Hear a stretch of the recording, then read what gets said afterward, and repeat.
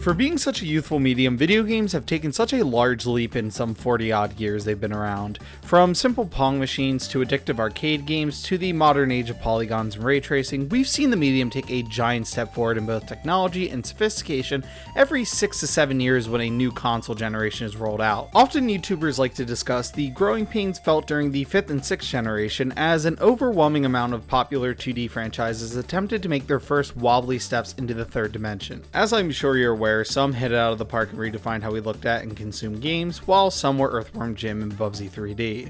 But what I find strange is how limited the discussion seems to be on the first great reformation of gaming, that which occurred towards the latter half of the NES's lifespan and bled its way onto the SNES and Genesis.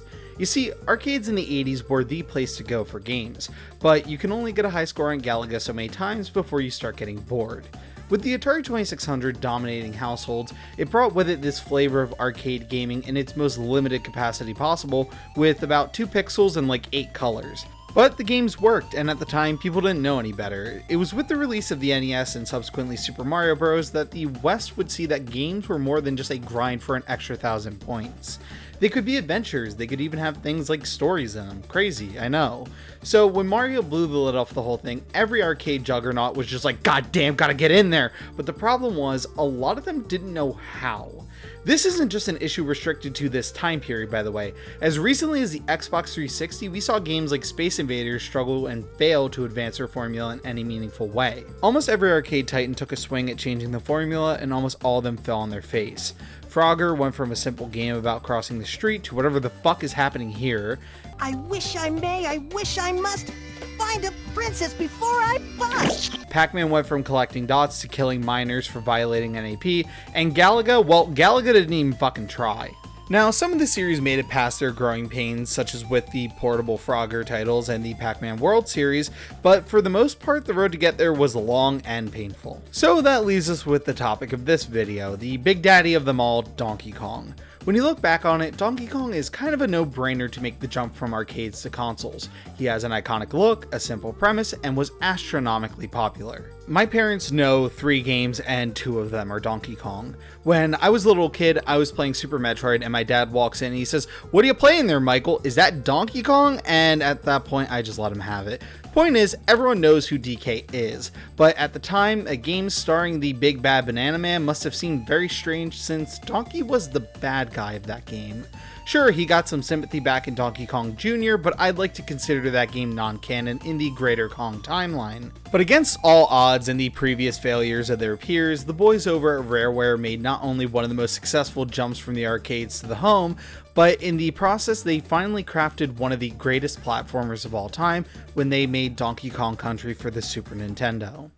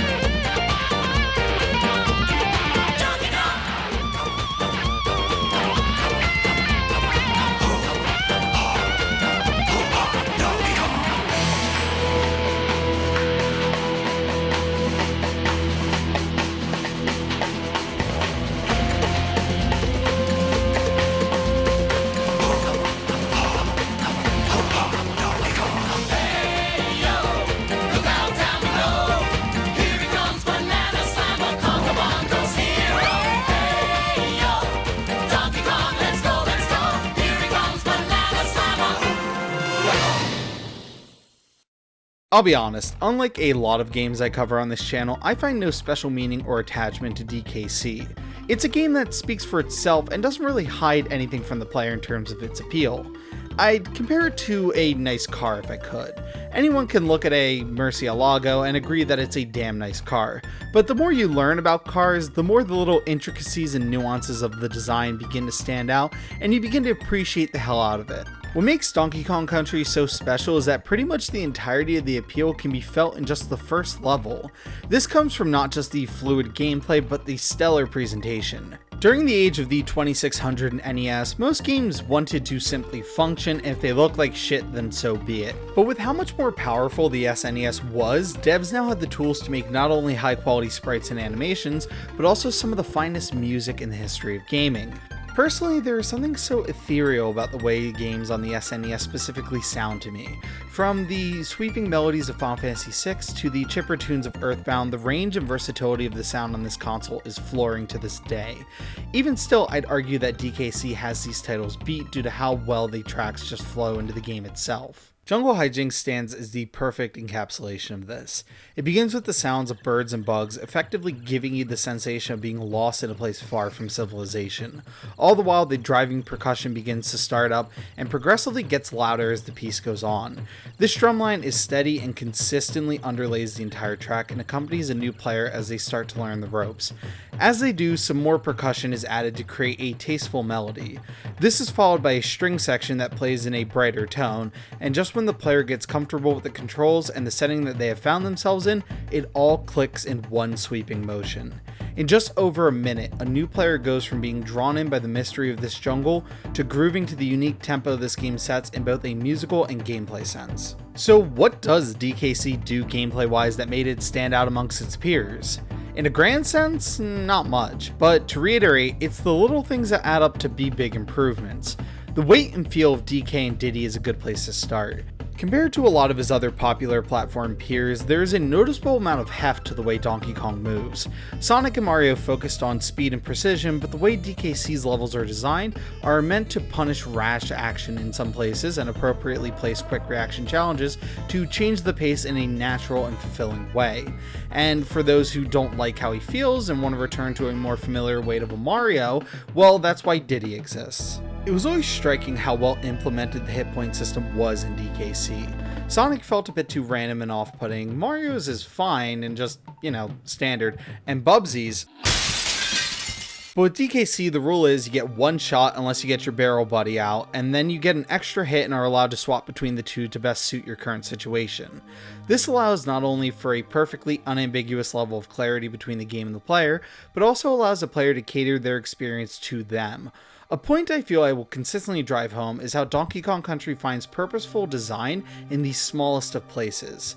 The things we appreciate about this game is how it takes simplistic, mechanical, and aesthetic choices and runs with them so far as to not overcomplicate, but to take said mechanic or aesthetic to its logical conclusion within the context of a Donkey Kong game. That is what I feel Donkey Kong Country did so right when making this evolutionary transition to the homes. Instead of looking at the character of Donkey Kong and asking, well, what can we do with him? They instead looked at the base concept and thought, what can he do and how can we advance that?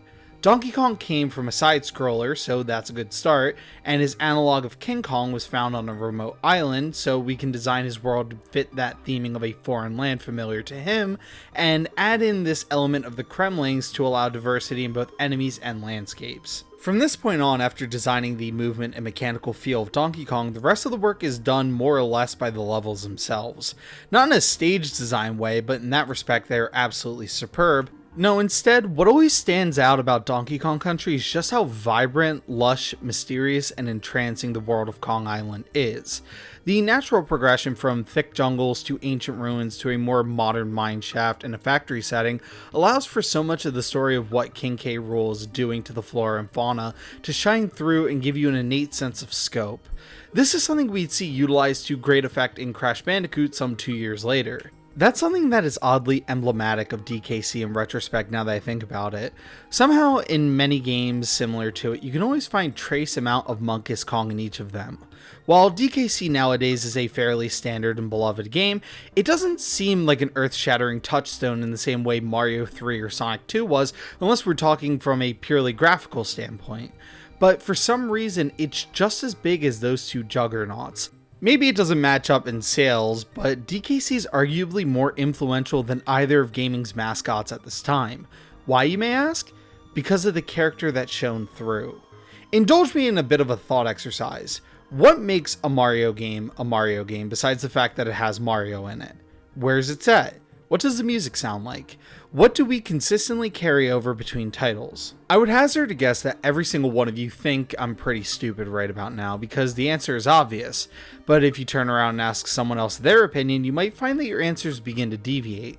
Mario is a plumber who travels through the Mushroom Kingdom to fight Bowser, mostly consisting of a grassland, desert, water world, jungle, XYZ, and finally a fire world. But he's been to the tropics, preschool, through time and space, literally one castle, and most alien of all, a typing classroom. Look at Sonic, even more diverse and still lacking in a crucial connecting fiber. Real talk, where is Altitude Heights and how did he get there? How can he breathe? And also, he was fucking what? More often than not, for a Mario or Sonic game to feel like a Mario or Sonic game, they need to have Mario and or Sonic.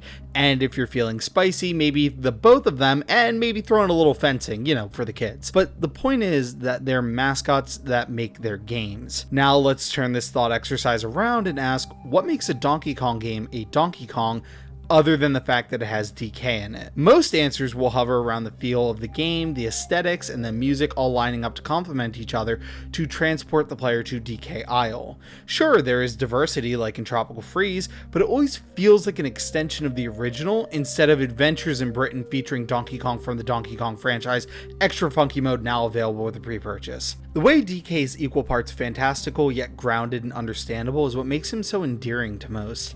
He's not bogged down by an auxiliary cast of cretins like Sonic is. He doesn't bear the crown of stifling creativity that requires gameplay gimmicks to reboot himself every few years like Mario. DKC brought the character to a world of mascots and managed to evolve a one-dimensional arcade villain into a beloved icon on their first try, and it didn't need to pull any sort of tricks. It just was what it was. Comfy, pleasant, and endearing. Part of me would like to compare DKC to a wild animal as it roams its surroundings at its own pace and is free to explore its environment to their heart's content, but I feel as though that would do this game a great disservice. Donkey Kong Country as a franchise is no mere beast. It is a fully evolved and civilized person in tune with one's own nature. They fully understand their limits but will venture out to test if there is more to be done to innovate on their simple yet fulfilling life. Sometimes they strike gold and revolutionize the ethos of their genres, forever shaping the way the casual player would view platformers similar to it for years to come, but sometimes, much like a civilized man, Donkey Kong Country just makes mistakes. Some of us put incorrect or insufficient information on our taxes, some cheat on our significant others, but at least those examples of the lowest of civilization didn't make fucking Kiddy Kong. Fuck you, Kiddy Kong. There is no greater meaning to this video. I made the whole thing just to say fuck you, Kiddy Kong. I'm not even gonna do the outro. Fuck it, I'm gone.